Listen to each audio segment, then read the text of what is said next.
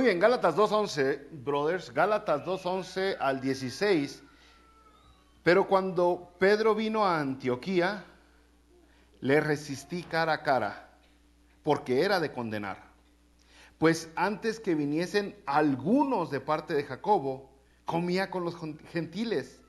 Pero después que vinieron, se retraía y se apartaba, porque tenía miedo de los de la circuncisión. Y en su simulación participaban también los otros judíos, de tal manera que aún Bernabé fue también arrastrado por la hipocresía de ellos. Pero cuando vi que no andaban rectamente conforme a la verdad del Evangelio, dije a Pedro delante de todos: si tú, siendo judío, vives como los gentiles y no como judío, ¿por qué obligas a los gentiles a judaizar? Nosotros, judíos de nacimiento, y no pecadores de entre los gentiles, sabiendo que el hombre no es justificado por las obras de la ley, sino por la fe de Jesucristo, nosotros también hemos creído en Jesucristo, para ser justificados por la fe de Cristo y no por las obras de la ley, por cuanto por las obras de la ley nadie será justificado. Bueno, pero si hemos puesto un poquito de atención desde que comenzamos el estudio de la carta, nos hemos dado cuenta que aquí hay unas fuerzas, unos poderes de influencia en movimiento en la iglesia, en las iglesias de Antioquía. Esto lo hemos visto desde que comenzó la carta. Hay gente influenciando a otras personas. Y aquí lo que Pablo hace ahora en estos versículos es que reconoce el poder de la influencia a Pablo. Reconoce que hay un poder fuerte. Y dice, Pedro vino a Antioquía y cuando vino comía con los gentiles. Ahora, Antioquía era una ciudad al norte de Jerusalén, ya fuera de Judea. Y esta ciudad era donde estaban pasando las cosas, era donde el cristianismo estaba pero fuerte en su apogeo. Esa iglesia está enviando misioneros afuera, a todas partes del mundo. Y entonces había crecido mucho y estaba creciendo mucho Antioquía. Y Pedro viene y dice, pues vamos a ver cómo van las cosas en ese lugar donde se ha predicado el evangelio. Ahora, cuando viene Pedro, usted necesita entender también la cultura judía. La cultura judía era que, bueno, todo empezaba con cómo comían. Todos agarraban, todos se sentaban alrededor y había un platote de comida en medio. Y había un pan, por lo general, de donde todos le arrancaban el pedazo a ese pan y todos metían la mano al mismo plato que estaba en medio. Okay. Ese era el rollo. Todos sentados alrededor, agarrando, partiéndole el mismo pan y metiendo la cuchara, bueno, no había cuchara, la mano en el mismo plato. ¿Okay? Entonces era como cuando hoy usted pone salsa en su casa cuando hay visita o algo así, o en algún restaurante, y llevan chips o papitas, totopos, y todos meten ahí en el mismo de totopo. ¿Eh? Y algunas personas pues vuelven a meter el mismo que ya mordieron y comparten cosas que no queríamos que nos compartieran, ¿no? El caso es de que eso era lo que sucedía. Eso era lo que sucedía. Y a este asunto, brothers, pues los judíos en su cultura prohibieron comer con los gentiles. ¿Por qué? Pues porque se contaminaban, decían. Un judío no puede comer con los gentiles porque se contamina. Y pues queda sucio, queda profano. Entonces tiene que pasar mucho tiempo antes de que se limpie, igual como en otras cosas cuando un judío queda sucio. Entonces eso era su cultura, que se arraigó la religión en esa tradición o en esa cultura. Viene Pedro de Jerusalén a Antioquía y había recibido revelación de Dios que la salvación era para todos, para todos. Ya había reconocido Pedro que tanto gentiles como judíos, hombres como mujeres, esclavos como libres, todos alcanzaban la misma gracia delante de Dios. Y viene y pues empieza a comer con los gentiles como camaradas, ¿okay? Como amigos, como si no fuera cualquier cosa. Volviendo a la cita, dice, pero después, algunos de parte de Jacobo Vinieron algunos de parte de Jacobo. Jacobo, otra vez el hermano de Jesucristo, que era el pastor de Jerusalén. Por eso menciona de parte de Jacobo, de la iglesia donde pastoreaba Jacobo. Vinieron algunos de parte de Jacobo y se retraía, se apartaba ya a los gentiles, porque tenía miedo de los de la circuncisión. Participaban también los otros judíos. Aún Bernabé fue también arrastrado por la hipocresía de ellos. Entonces Pedro ya sabía que no había diferencia entre judíos y gentiles. Ya Dios se lo había revelado. No había ignorancia de parte de Pedro. Pero cuando vienen estos judaizantes contra los que ha estado predicando Pablo desde que comenzó la carta a los Gálatas, entonces Pedro y aún Bernabé que era maestro de la iglesia, era uno de los elegidos. Entonces ellos se apartan porque pues no quieren quedar mal con estos que vinieron de Jerusalén, judíos. ¿Y qué hace Pablo al respecto? Pablo ve lo que está pasando y dice, wait a minute. Más o menos así dice Pablo. Más o menos no, pero en arameo a lo mejor. Dice Pablo, ¿qué onda? ¿Y qué hace al respecto? ¿Se queda así como que nomás con sus pensamientos? No. Lo primero que hace Pablo es que en su cabeza reconoce el poder de la influencia. Uy, nosotros hiciéramos eso, brothers. Si reconociéramos el poder que tienen otras personas sobre nosotros. Si reconociéramos el poder que tiene una persona sobre otra persona, cuidaríamos más con quién nos juntaríamos y aconsejaríamos mejor a las personas con quien se deben de juntar. Entonces Pablo reconoce, ¿no? Y esto es tan serio que dice Pablo, le dije a Pedro delante de todos. Fíjese, no lo tomó aparte, no le dijo, ven Pedro, ven. No, dice, delante de todos le dije a Pedro, si tú, siendo judío, vives como los gentiles y no como judío, ¿por qué obligas a los gentiles a judaizar? Imagínense, no fue en privado. Ahorita muchos brothers y hermanas luego se molestan cuando alguien los corrige delante de alguien más. Es más, se molestan cuando alguien los corrige en privado. Se sienten humillados. Se sienten que pues, no soy una niña, yo tengo más madurez. Pero imagínense, Pedro, estamos hablando de Pedro, la columna de la iglesia. Y a él lo están regañando delante de todos. Uy, brother, eso sí duele. ¿Por qué Pablo regañaría a Pedro en público y no en privado? ¿Qué le faltaría a Pablo? ¿Prudencia? ¿No sería tan prudente Pablo? Yo creo que lo que estaba pasando aquí era algo serio. Algo que podríamos decir de vida o de muerte espiritual. Eso era. Era tan serio que se tenía que cortar de tajo. Se tenía que eliminar. Era como cuando a alguien le da gangrena en alguna pierna, se lo tienen que cortar. Cuando alguien tiene cáncer, le tienen que mochar eso. No puede andar uno, ojalá y se mejore. Y es lo que hace Pablo, una medida radical pero necesaria para que esto se acabe.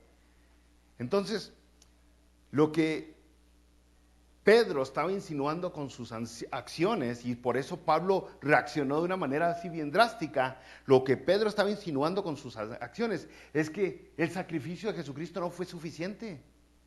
No fue suficiente, te tienes que judaizar. No fue suficiente, todavía tengo que separarme de los gentiles. Todavía tengo que guardarme de no comer cerdo, de no tomar café. Tengo que guardarme de traer garra en la cabeza, de no traer aretes. Tengo que guardarme de la circuncisión y de guardar el sábado y de guardar esto y de guardar aquello, porque la muerte de Jesucristo no fue suficiente. Entonces, debido a que era tan serio lo que Pedro estaba insinuando con sus acciones, Pablo tuvo que cambiarle de tajo. Con esto no vamos a andar jugando. No es una cosita para andar esperando que se calme por sí sola. Tuvo que tomar cartas en el asunto, tuvo que accionar, tuvo que moverse, tuvo que involucrarse en lo que estaba pasando. Entonces, ahí recordamos otra vez lo que Pablo venía diciendo, que a él le conviene caerle bien a Dios que caerle bien a la gente, ¿no? Le conviene eso y nos conviene a todos nosotros, ¿no?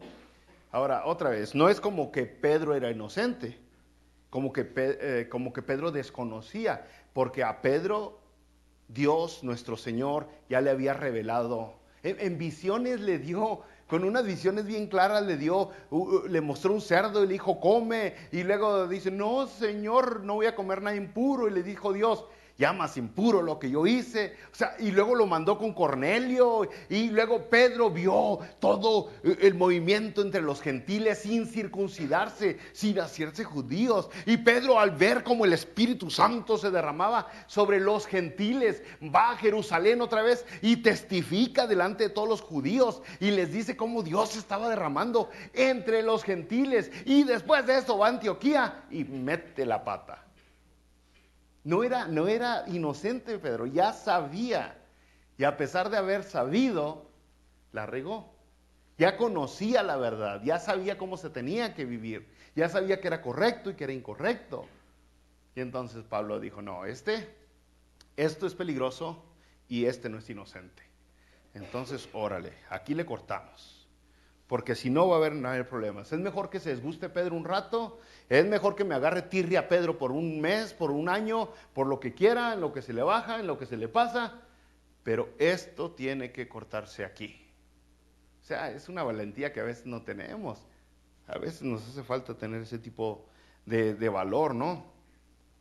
Pero a pesar de que Pedro sabía tanto y Dios le había revelado tanto, o sea, ¿cuántas personas han tenido un sueño directo de Dios, esa visión de parte de Dios de una manera tan real, tan íntima y con una revelación tan grande?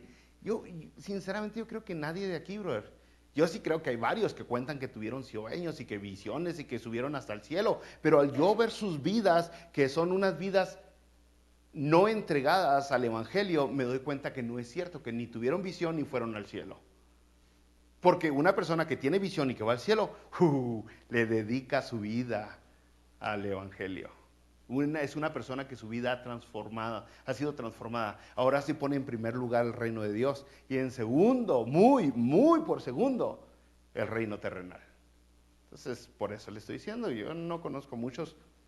Conozco a muchos que dicen que fueron al cielo, que vieron visiones, pero no les creo ninguno. Ok, entonces, ¿por qué Pedro, después de ser el gran Pedro, la regó? ¿Qué fue lo que le pasó a Pedro? ¿Qué fue? ¿Qué sucedió? Pues la influencia de los demás pudo más que él. La presión fue muy grande. Fue muy grande. Y estamos hablando de cosas serias otra vez, ¿eh? El legalismo no es algo inocente. El legalismo en las iglesias es algo muy serio. O sea, es lo único que diferencia al cristianismo de las otras religiones, que se supone que un cristianismo puro, un cristianismo limpio, con la verdadera sana doctrina, no es legalista.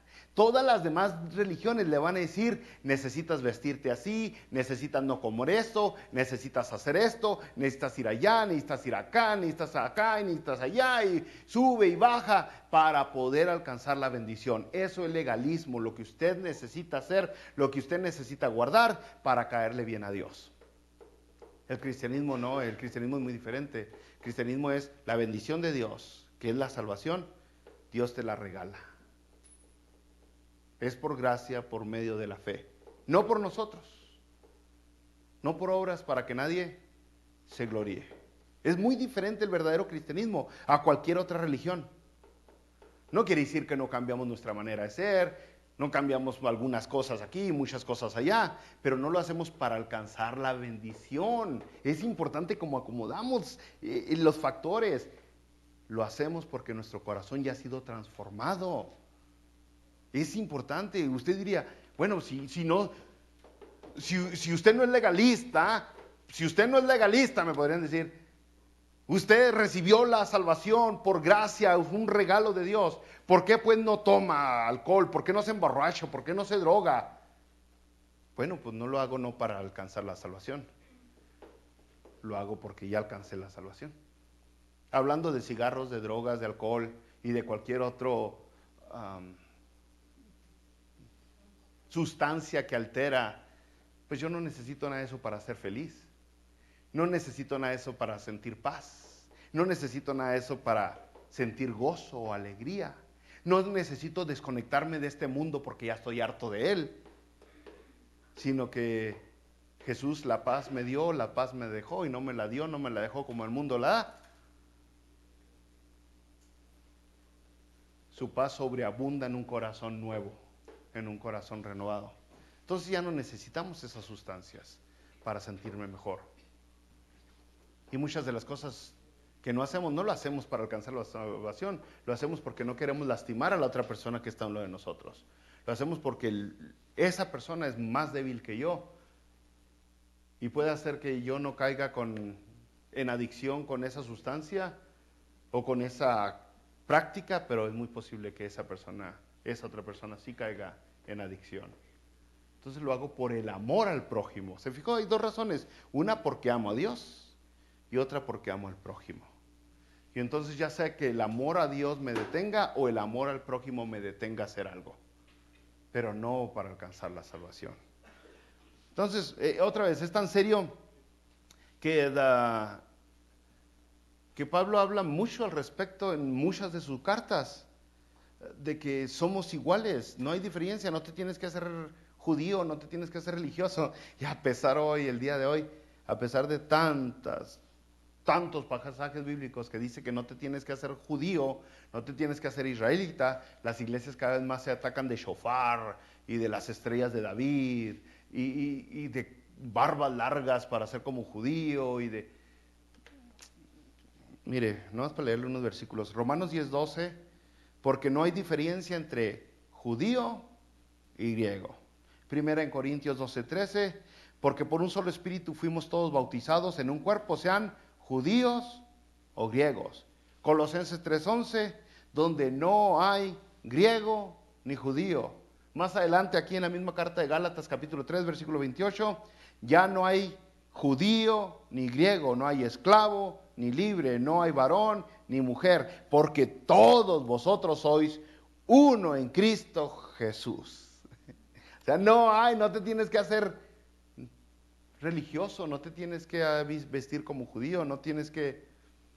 A mí se me hace tan asombroso porque, déjeme le explico, ¿ok? Nosotros los cristianos agarramos, y los judíos lógicamente, pues es su idioma, ¿no? Agarran la lengua hebrea y la enaltecen, la ponen bien alto, ¿ok? Pero nosotros los mexicanos, cuando somos mexicanos, o usted que es salvadoreño, o guatemalteco, colombiano, o puertorriqueño, agarramos nuestro idioma y decimos, oh, el español es el más perrote, es la lengua del amor, y lo presumimos, ¿no? Nuestro idioma es el lenguaje del cielo, decimos. Pero el asunto es que cuando nos hacemos cristianos, creemos que el hebreo es tan especial que para estar mejor con Dios tenemos que aprender más hebreo, porque es tan especial. El hebreo es importante para entender versículos de la Biblia, para verdaderamente comprenderlos, igual que el griego y el arameo, para comprender lo que verdaderamente se escribe en el original. Pero imagínense, si el hebreo fuera el idioma que usted necesita para estar bien con Dios, entonces los judíos no hubieran dejado de hablar el hebreo cientos y cientos de años antes de que viniera Jesucristo. Cientos de años antes de que viniera Jesucristo ya no hablaban el hebreo, ya lo que hablaban era el arameo. Y si fuera tan importante, la Biblia se hubiera escrito en hebreo, no en griego. No en griego. O sea, este tipo de cosas a mí me muestran algo así como lo que Dios hizo con Moisés. A ver si me puedo explicar, ¿eh? Porque Cuando Moisés murió, Dios se encargó de su cuerpo. Dios no les dijo, órale, ahí está muerto le dio un paro cardíaco, entiérrenlo. No, Dios se encargó, Dios se deshizo del cuerpo de Moisés. Porque de otra manera lo iban a idolatrar. Moisés iba a convertir, era un héroe tan grande, Moisés era un hombre, pero qué bárbaro, que se iba a convertir en un ídolo muy rápidamente, como ahorita lo hacemos con cualquier chango que se porta bien y luego muere y ya lo queremos canonizar. Ok, oh Santa Teresa, oh ¿cuál es ese día? ¿San Tomás? San Antonio, allá en Chihuahua es Santa Rita, y ¿se acuerdan? O sea, diferentes santos, San Judas, San esto. El caso es de que Dios les quita a Moisés evitando la idolatría. ¿No será lo mismo del hebreo? ¿No será que Dios quita al hebreo evitando la idolatría? Imagínense nomás cómo estaríamos todos si todo el Antiguo Testamento se hubiera escrito en hebreo, si Jesucristo hubiera hablado hebreo, si el Nuevo Testamento se hubiera escrito en hebreo, si los padres apostólicos hubieran escrito todas sus cartas en hebreo. No, hombre, ahorita trajéramos toda una barbota así grandote y unas cajitas así en la cabeza y estuviéramos así, porque creíamos que esa es el medio para llegar a Dios, y el medio para llegar a Dios no es la religión, es Jesucristo. Entonces por eso es tan serio este asunto. Otra vez, volviendo pues con la influencia. Entonces Pablo está advirtiendo, aquí hay un peligro grande. Estos ahorita tienen agarrados a todos. Estos judíos, estos judaizantes, estas personas que vinieron de Jerusalén tienen agarrados a todos, aún a Bernabé y a Pedro. Tengo que cortarle esto. No se va a soltar esto. ¿Okay? Ahora, el poder de la influencia, brothers, es grande, es poderoso. Todos ustedes tienen el poder de influenciar a alguien. Todos, desde el más chiquito, desde Samuelito, hasta, ¿quién es el de más números aquí? No quiero decir quién, pero ya saben quién, ¿no? El caso es de que todos tienen el poder de influenciar a alguien. Todos pueden influenciar a la gente, ¿no? Sí, o sea, usted dice, yo soy callado, yo no puedo influenciar a nadie. Oh, tú tienes un poder de influencia bien grande. O sea, usted, y algunas maneras cuando vemos la influencia de mala negativa, decimos manipular. O está manipulando, porque está usando más que da cosas que podrían ser morales.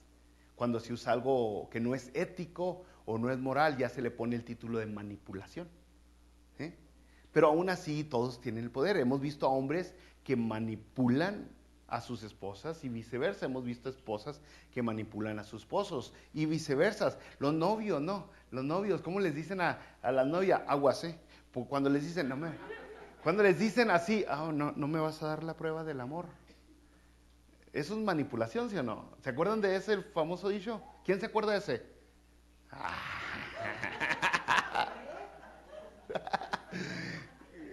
Si me amas, y luego viene la manipulación, ¿no? Si me amas, tú harías esto, y si me amas. El caso es de que todos tenemos el poder de manipular, ¿verdad? Pero un líder, un líder como Pedro, un líder como Pablo, un líder como ustedes, que nacieron como líderes natos o tienen cargos en la iglesia o quieren tener cargos en la iglesia, hay un peligro todavía mayor, porque tienen gente, un líder, si es líder, tiene gente que lo siga, primero. Si no tiene nadie que lo siga, no es líder, aunque tenga el título. Entonces, un líder tiene gente que lo siga. Y segundo, tiene gente que lo escucha. Entonces, el poder de influenciar es todavía mayor, todavía más grande. Y entonces, usted entiende por qué tenemos mucho cuidado en la iglesia cuando le damos a alguien el puesto de educar, de enseñar, de predicar. Intentamos elegir a personas con cuidado, porque si van a predicar alguna tontería, allá de repente anda uno rasguñando la silla o algo cuando dicen algo que no es. Porque las personas al escuchar algo aquí pueden asumir que es verdad, sin hacer lo que los debería, confirmarlo con la Biblia. Entonces, un líder tiene un poder de influencia tremendo, brothers. Fíjese, estas personas que venían de Jerusalén, nomás con el hecho de decir, nosotros venimos de Jerusalén, de la iglesia de Jacobo. Uy, la iglesia de Jerusalén. No sé ahora cómo es, ya se ha dejado de hacer mucho como se hacía antes en el mundo hispano, tristemente. Pero antes, por ejemplo, por muchos años, y le estoy hablando de un par de siglos, 1517 fue la Reforma. Sí, 1517 cuando Martín Lutero clavó sus tesis. El caso es de que desde allá para acá, cuando empezaron las iglesias cristianas, cuando vino el protest, gracias, protest, mero. Lo que pasaba es que una iglesia como la de nosotros enviaba a hermanos de la iglesia para abrir otra iglesia. Ese es el plan bíblico, sinceramente. No era que una organización abría iglesias, eso no es bíblico. Era la iglesia se multiplicaba, se reproducía. Entonces dentro de la iglesia veíamos, observábamos, nos decía el Espíritu Santo quién era elegido para ir a abrir otra iglesia, y entonces se abría otra iglesia. ¿Ok? Así era como era por siglos, por siglos. Entonces, de aquí salían 5, salían 2, salían 10 y comenzaron una iglesia en Las Vegas, Nuevo México, o en otro lugar, ¿ok? A esa iglesia por muchos años, ahora esta es palabra que no está bíblica, pero se le llamaba misión. Y decía esta iglesita que comenzó nuevo, somos la misión de la iglesia hermosa. ¿Qué hizo una iglesita? Por lo general empezaba más chiquita que la madre, pues se iban a veces nomás 2, a veces nomás 1. Y se iba a comenzar algo, y la iglesia madre los apoyaba. ¿Okay? Bueno, yo sí tuve esas experiencias, ¿ok? Si usted alguna no la tuvo, de lo que se perdió. Porque cuando los de la iglesia madre venían a visitar la misión, hasta nos poníamos a limpiar. Hoy van a venir los brothers de la iglesia madre. O sea, usted no sabe qué influencia tenían los que venían, los de la autoridad, los que hicieron que naciera esto. Entonces, más o menos imagínese esto aquí en Jerusalén. Cuando vienen los de Jerusalén a Antioquía, vienen los de Jerusalén y tienen un poder grandote, de tal manera que dice, Bernabé fue también arrastrado por la hipocresía de ellos. Y aquí usa Pablo una palabra bien fuerte, hipocresía. Yo le puedo hacer a usted 2 preguntas y usted en su mente, no diga por favor, usted contéstela. Si yo le pregunto primero, ¿usted se considera una persona, con mucho respeto, hipócrita? ¿Qué contestaría usted? Y luego si yo le pregunto la otra pregunta, ¿quién de la iglesia usted cree que es una persona hipócrita? ¿A quién se le viene en su mente cuando yo le pregunto, ¿quién de la iglesia considera usted que es hipócrita? La palabra hipócrita otra vez viene del original que significa actor, alguien que actúa, como, no sé, Mel Gibson, como todos esos actores que la hacen de bomberos, la hacen de policías, pero no son, pero actúan y lo hacen muy bien el papel. Esto es lo que está diciendo Pablo, dice, Bernabé fue también arrastrado por la hipocresía de ellos. Hipocresía, una descripción de hipocresía es vivir algo que no es verdad, vivir algo que no es cierto. En el versículo 14 dijo Pablo, pero cuando vi que no andaban rectamente conforme a la verdad del evangelio, como dije a Pedro delante de todos, si tú, siendo judío, vives como los gentiles. ¿Se fijó? Y les exiges a los demás a vivir como judío. Es algo a lo cual Jesucristo habló mucho allá en Mateo 7. El Señor Jesucristo habló mucho. Aguas, quítate primero la viga que está en tus ojos. Mateo 23, versículo 4, Jesucristo dijo, hablando de los religiosos, de los legalistas, dice, atan cargas pesadas y difíciles de llevar, y las ponen sobre los hombros de los hombres, pero ellos ni con un dedo quieren moverlas. Eso es hipocresía. Es lo que le hablé la semana pasada, es como yo pedirle algo que yo mismo no lo vivo. La semana pasada le puse el ejemplo de la música secular, yo decirle, es de Satanás, es del diablo, guácala el Juan Gabriel, guácala los Rehenes, los Bukis, los Broncos, el no sé cuántos. Y usted me ve ahí en la calle, bien, vamos al Noa, Noa, Noa. Usted inmediatamente va a decir, ¿ese brother qué? Es un hipócrita. Y es lo mismo que hacemos cuando le exhortamos a la gente, échele ganas y usted no le echa ganas. Cuando usted se sube aquí adelante y dice, vamos a diezmar y usted no diezma, vamos a ofrendar y usted no ofrenda. O sea, es lo mismo. Es no vivir la verdad. Entonces, aquí es lo que está diciendo, gracias hijo, lo que está diciendo Pablo a Pedro, no, son unos hipócritas. Tú, Pedro, pues tú quieres que los demás vivan como judíos y tú vives como gentil. Ese es el asunto, ¿no? Por ejemplo, es que esto es serio, por eso le tengo que hablar. Por ejemplo, el hermano Rubén, por 5 años me ha dado lata del McDonald's.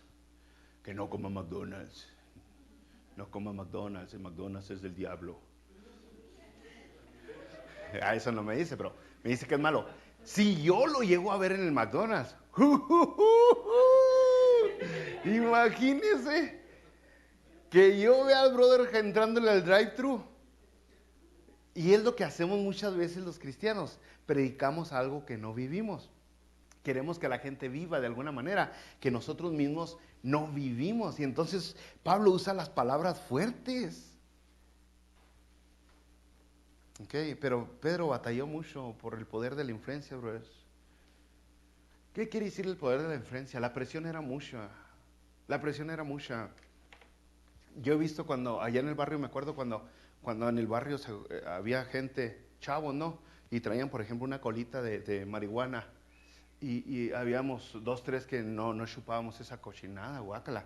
Pero el caso es de que habían 6, 8, no sé cuántos que estaban, chúpale, ándale, no seas gallina, que eres cobarde, que eres como tu mamá, que, mira, pues ponte falda. Y ante esa presión, siempre había alguien que, No, yo los he visto, yo los he visto, ¿no? Yo los veía nomás. Pero el caso, ante esa presión había gente que caía. ¿Siente? Porque la presión es muy fuerte. O sea, yo le he usado con personas cuando les digo, vamos, bro, vamos. Ándale, no sea gallina, ¿a poco se va a rajar? Qué aguafiestas, qué. Y entonces, vamos pues. Y ante eso está Pedro. O sea, le quiero hablar de una manera que entendamos qué tan poderosa es la influencia que podemos nosotros caer. Y sobre todo cuando somos la minoría. Podemos decir, pues, ¿qué tiene de malo, cierto? Pues sí, todos van caminando hacia el infierno, porque tú no también, ¿verdad? Entonces, ese poder de influencia lo tienen otras personas, lo tienes tú. Pero si tú no lo reconoces en ti, vas a perderte una oportunidad para influenciar. Y si no lo reconoces a los demás, te van a agarrar.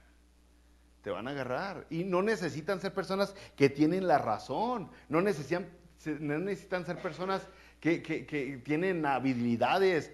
No, Mateo 15:14, Jesucristo dijo, un ciego guiará a otro ciego y caerán ambos en el pozo.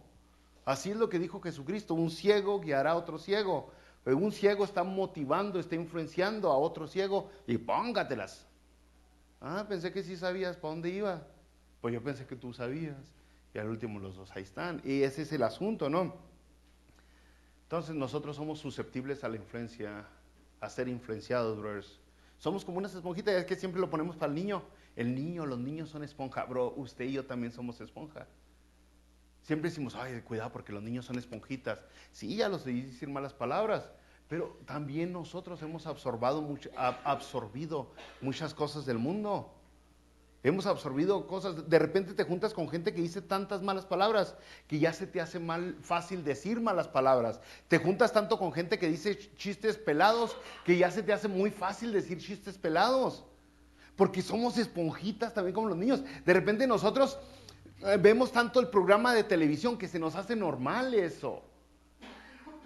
O sea, ignoramos que somos susceptibles a ser influenciados. Escuchamos tal música y de repente ya decimos las palabras de la música, de la canción. Yo me acuerdo antes en México no decían la palabra, pues hay un animal, pero ellos le cambian que el animal es buey, y en México le quitan la B y le ponen la H, creo. En la tele no salía eso y ahorita sale por todos lados en la tele. En México así era, ya de repente prendo y ya todos, y decimos, es normal, no es normal, estás tan influenciado por el mundo que sientes que es normal. Hay cosas que no son normales y la verdad que nosotros somos tan esponjita que la televisión, es más, mire, yo soy bien vibrota, bro, no crea que no, porque yo cuando platico con muchos de ustedes, luego me doy cuenta qué tipo de noticias ven. Luego me doy cuenta si ve noticias o no, por la influencia que las noticias tienen en usted. Los noticieros de hoy, el Univisión, el Telemundo y los demás, NBC, Fox y todos, no quieren darle noticias, quieren influenciarlo. Es todo el interés que tienen los noticieros, influenciarlo. Y entonces cuando yo platico con algunas personas, luego los detecto, yo sé qué programa está viendo este brother. Luego, porque la tele nos influenció mucho, las revistas, ahora diríamos, porque antes entraba uno al baño con una revista, ¿no? Popular Mechanics, y ahora no, con el celular, brother, el celular. O sea, ¿qué tanto? Yo me acuerdo una vez ya se me olvidó que este brother lo que dijo, pero dijo una cosota, y yo nunca pensé que iba a salir de su palabra. Ya se me olvidó qué dijo, pero ¿por qué lo dijo? Porque ya era un chiste muy común en los TikToks, una frase que estaban diciendo muchos, ya se le hizo a él muy fácil decirlo, y es un hombre de 60 y algo, que nació en el cristianismo y que de repente se soltó con esa palabrota. ¿Por qué? Pues porque somos influenciados fácilmente. Y luego las personas. Miren, por ejemplo, yo le voy a hablar de personas que tanto nos influencian, y en cosas bonitas y en cosas feas, pero cosas bonitas, por ejemplo, si usted se ha fijado en hermano José, este brother es de Guatemala y de Puerto Rico, y habla como mexicano. ¿Por qué habla como mexicano? Lo manipularon. Por la gente con la que se ha acoplado. ¿Qué no, bro? La gente con la que se junta uno lo influencia y usted dice, no es gran cosa. Bueno, hay veces, o sea, está bien, ¿no? Dios lo está perfeccionando por eso. Porque lo que le quiero decir, mire, vamos a la Biblia. La palabra de Dios nos dice en Proverbios 22-24, no te hagas amigo de gente violenta, ni te juntes con los iracundos. No sea que aprendas sus malas costumbres y tú mismo caigas en la trampa. Nueva versión internacional. Otra vez, Proverbios 22-24. No te hagas amigos de gente violenta ni te juntes con los iracundos, no sea que aprendas sus malas costumbres y tú mismo caigas en la trampa. Todos somos influenciados. Usted es una esponja. Usted podría decir, nadie me va a influenciar, nadie me va a influenciar. Bro, nacimos esponja. Lo que tenemos necesidad es de ser influenciados por Dios. Porque si Dios no nos influencia, alguien más nos va a influenciar. No puede evitar que nadie llegue a su vida, a su mente, a sus palabras, a sus ideas, a sus ideologías. Lo que tenemos necesidad es de que Dios llegue a nosotros. De eso tenemos. Aquí mismo en Proverbios, en el capítulo 13, versículo 20, Nueva Versión Internacional, dice, el que con sabios anda, sabio se vuelve. Miren nomás. Yo por eso me junto con la hermana Luli. A ver si se me pega algo. Dice, el que con sabios anda, sabio se vuelve. El que con necios se junta, saldrá mal parado. ¿Se fija?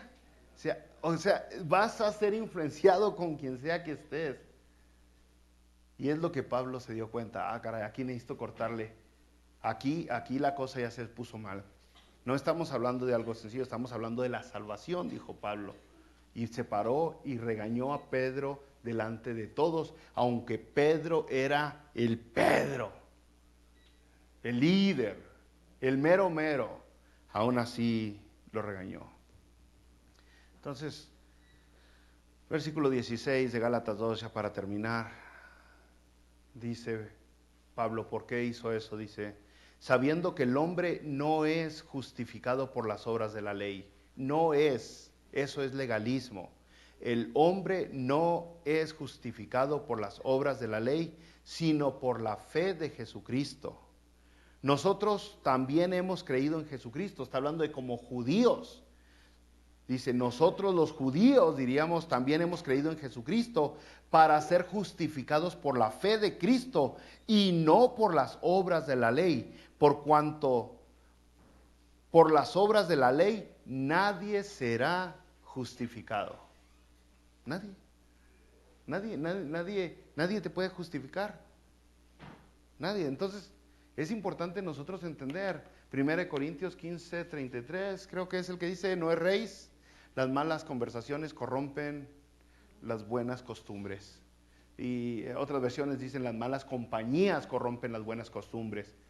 Entonces, ese es el asunto. Usted y yo podemos ser influenciados en nuestra doctrina, en nuestra teología, en nuestras palabras, en nuestra actitud, en nuestras decisiones, en todo lo que hacemos, brother. Lo más importante de lo que se trató el mensaje hoy aquí es tu salvación no depende de obras. Que nadie te haga creer que necesitas usar otros lentes, otro peinado, otra ropa para ser salvo. Lo único que necesitas es aceptar a Jesucristo y arrepentirte de tu pecado. Aceptarlo como el jefe, como el mandamás. Y aceptarlo quiere decir, tú eres Señor, toda mi vida es tuya, me arrepiento de mis males. Eso es lo único que necesitas. Y ya puede hacer que lo aceptes verdaderamente cuando te queden 2 segundos de vida. Eres salvo, sin necesidad de bautizarte o de orar un rosario o de caminar de rodillas 1 milla. En ese instante, 2 segundos antes, si tuvieras la oportunidad, serías salvo. Así le pasó al que estaba crucificado. Un tantito antes de morir y pudo ver el paraíso. Entonces no se trata de qué haces, se trata de qué hizo Jesucristo por ti.